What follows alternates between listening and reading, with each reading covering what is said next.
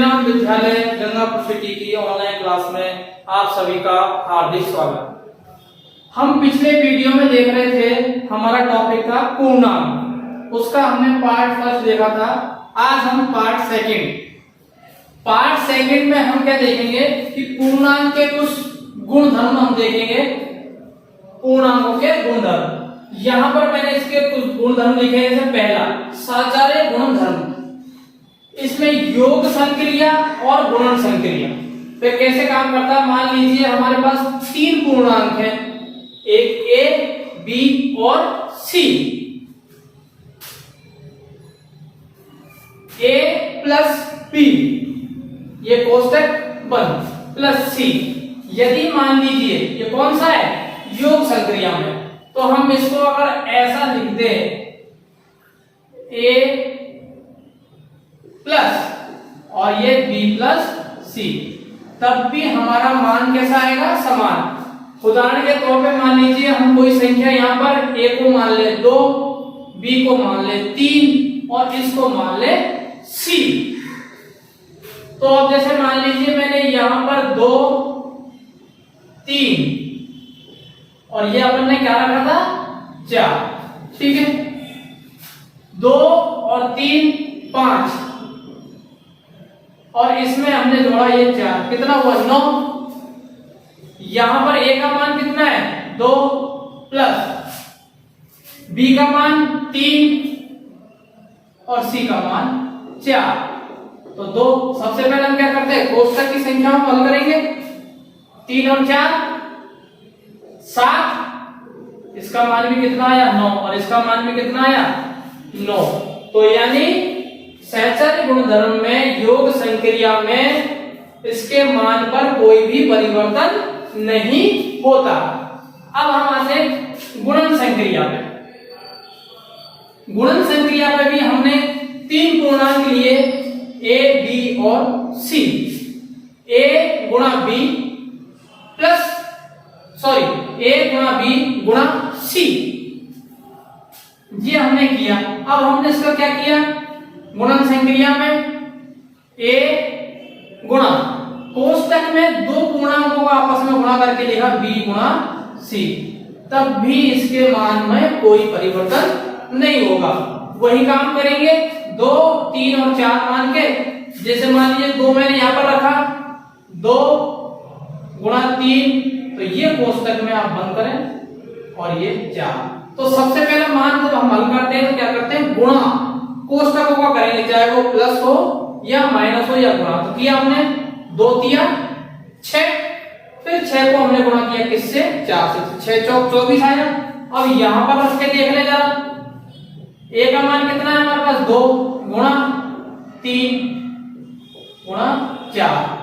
सबसे पहले कोष्टक हल करेंगे। 3 को 4 से किया, 3 चौक 12, 12 दूनी 24, वही आया। ये हमने माना है कि मान ली हमने संख्याएं ये हैं, ठीक है। ये हमने सिंबल के तौर पर रख दिया ए, बी और सी, ठीक है। अगला है क्रम विनिमय गुणधर्म। क्रम विनिमय गुणधर्म यानी हम क्या करेंगे, उनका क्रम चेंज कर देंगे। जो उनका क्रम है उसको हम चेंज कर देंगे। जैसे दो पूर्णांक ए प्लस बी, ए कोई संख्या है पूर्णांक है, बी भी कोई पूर्णांक है।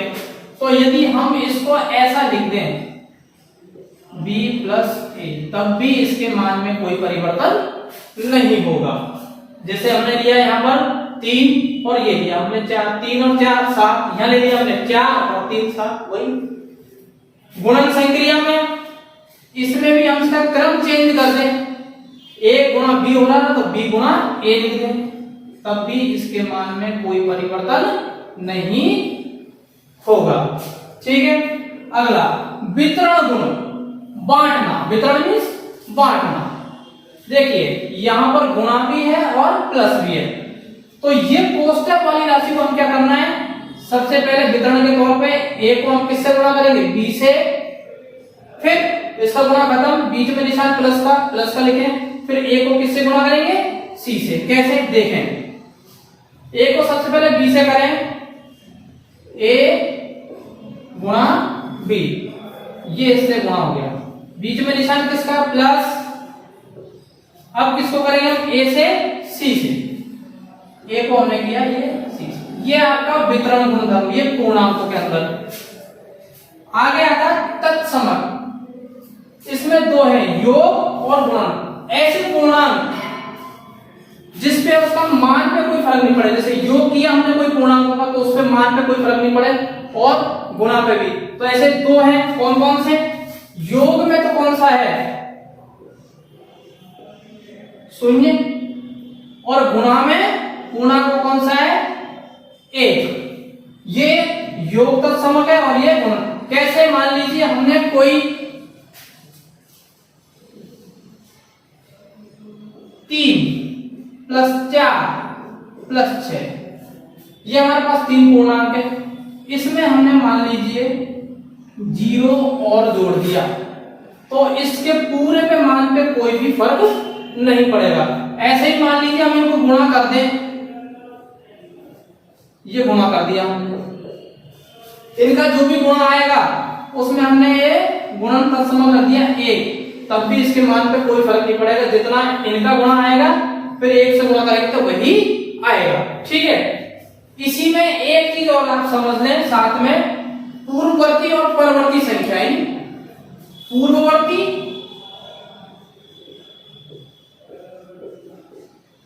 और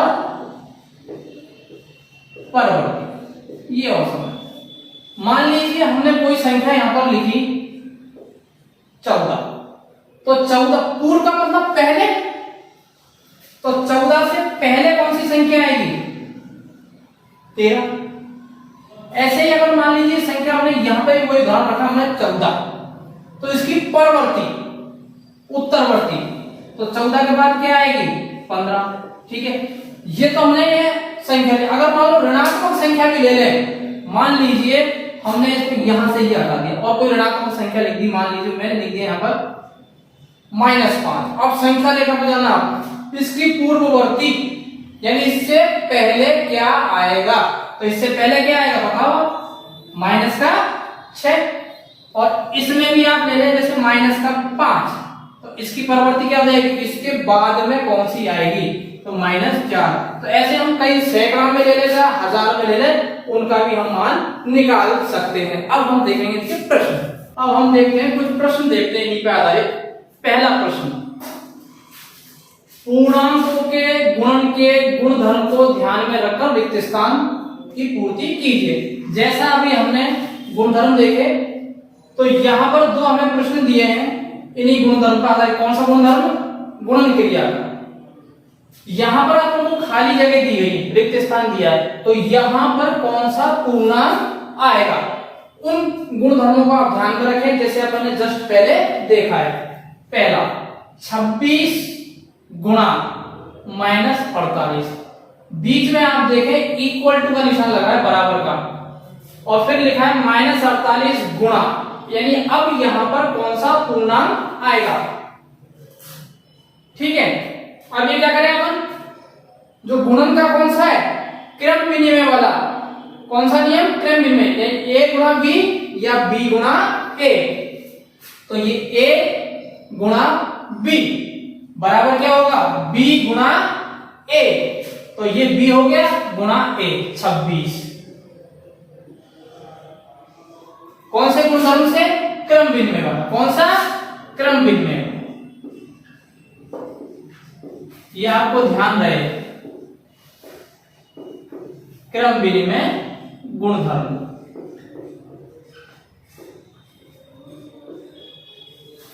अगला -6 गुणा, देखिए यहां पर बड़ा कोष्टक और ये बीच में तो छोटे छोटे कोष्टक क्यों लगाए गए, क्योंकि ये माइनस की राशि है, तो माइनस की आपको स्पष्ट दिखे, इस वजह से -2 को और -1 को कोष्टक में लिखा है। तो -6 गुणा, फिर कोष्टक -2 गुणा -1 इक्वल टू, अब ये क्या किया है, वितरण गुण किया है, यानी पहले 6 को किससे गुणा किया है, -2 से, तो -6 गुणा -2, -6 गुणा -2।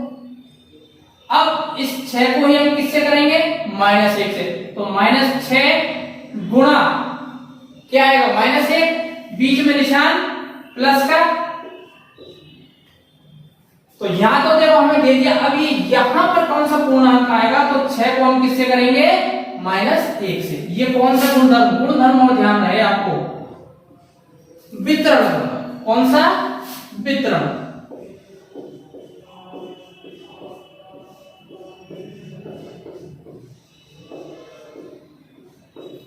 ठीक है। नेक्स्ट प्रश्न, उचित गुणधर्मों का प्रयोग कर गुणनफल ज्ञात करना है। गुणनफल, सबसे पहला प्रश्न दिया हमें 26 गुणा -48 प्लस -48 गुणा माइनस का 56। इसका हम हल करते हैं सॉल्यूशन। देखिए 26 गुणा -48, यहां भी -48, तो ये जब ये गुणा वाली क्रिया है तो ये पूरा की पूरा ये एक पद है और ये पूरा एक पद है। जैसे कोई संख्या लिख दे 2 गुणा 3, 2 3 6, यहां लिख दे 4 गुणा 5, 4 5 20, एक ही है। अब यहां पर आपको दिख रहा है -48 और -48, जैसे मैं आपको डिटेल में समझा रहा हूं थोड़ा, तो -48 और -48 एज ए कॉमन यानी समान संख्या, समान पूर्णांक, तो आप इसको पहले लिख लें। लिख लिया। अब ये -48 ये मैंने छुपा दिया, यानी हमने ये लिख लिया। कितना बचा, 26। इस 26 को आप क्या करें, कोष्टक में लिखे, बीच में गुणा का निशान, 26, बीच में किसका निशान दे रखा है हमें, प्लस का, ये प्लस।